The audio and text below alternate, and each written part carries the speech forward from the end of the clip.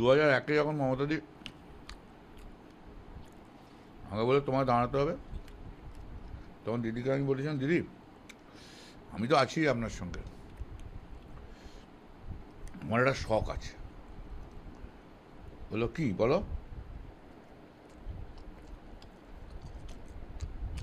আমি নির্বাচন দাঁড়াবো না, আমি তো আপনার সঙ্গে আছি, আপনি মুখ্যমন্ত্রী হলে আমাকে অ্যাডভোকেট জেনারেল করবে।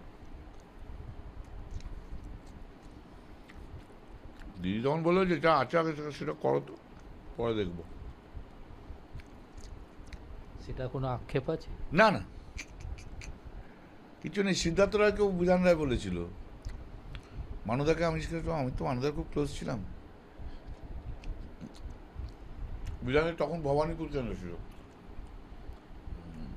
মানুদাকে ডেকেছিল বিধান রায়, তুমি বলো আমি হবো না, আমার অ্যাডভোকেট জেনারেল হওয়ার খুব ইচ্ছা।